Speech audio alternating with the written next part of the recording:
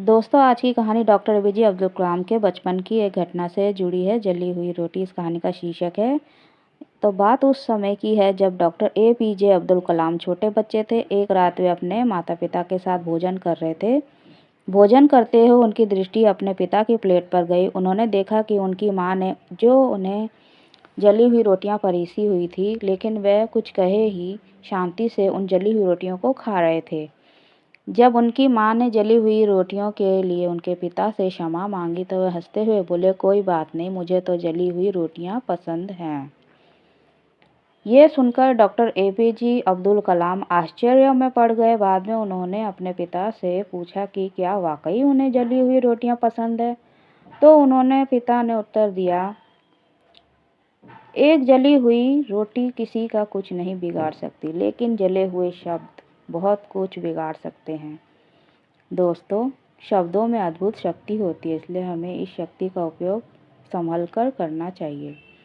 हमारे द्वारा कहे गए शब्द किसी को आहत कर सकते हैं और संबंधों में दरार डाल सकते हैं। इसलिए जहाँ तक संभव हो छोटी छोटी गलतियों को नज़रअंदाज कर देना चाहिए और जहाँ तक आवश्यक हो वहाँ अपनी बात प्रेम पूर्वक रीति से समझना चाहिए।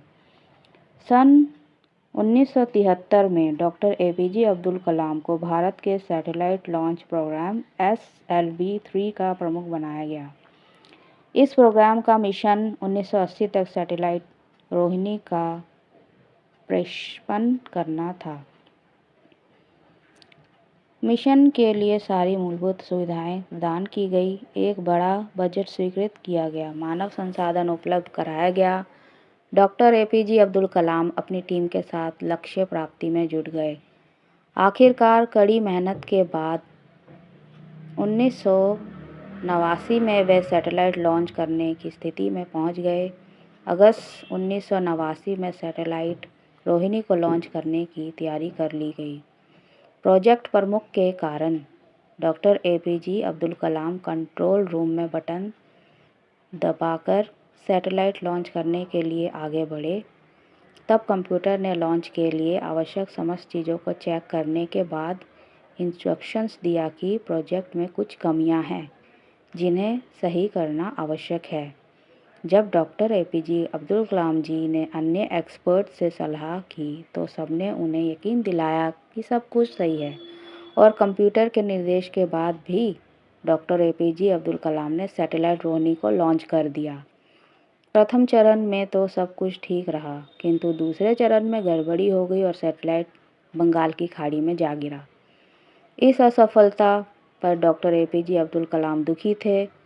आखिर कंप्यूटर के निर्देश को बाईपास कर देना उनकी गलती थी, लेकिन Indian Space Research Organisation ISRO के चेयरमैन प्रोफेसर सतीश धवन ने प्रेस कॉन्फ्रेंस बुलवाई और प्रोजेक्ट की असफलता की सारी जिम्मेदारी स्वयं के कंधों पर ले ली।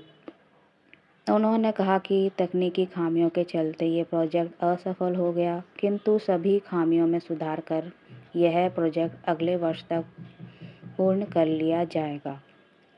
अगले वर्ष जुलाई 1980 में सैटेलाइट रोहिणी सफलतापूर्वक प्रक्षेपित कर लिया गया। पूरा देश इस सफलता पर गौरवान्वित था। इस बार जब प्रेस कॉन्फ्रेंस बुलाई गई तो प्रोफेसर सतीश धवन ने डॉक्टर एपीजे अब्दुल कलाम को आगे कर दिया और उन्हें प्रेस कॉन्फ्रेंस कंडक्ट करने को कहा। इस घटना से डॉक्टर एपीजे अब्दुल कलाम ने सीखा कि असफलता के समय लीडर पूरी जिम्मेदारी ले लेता है और सफलता के समय उसे अपनी टीम के साथ बांट लेता है। आपको ये मोटिवेशनल स्टोरी कैसी लगी मुझे कमेंट करके बताएं और मेरे चैनल को लाइक सब्सक्राइब कर लीजिए इसी तरह की और नॉलेज की वीडियो सुनने के लिए, देखने के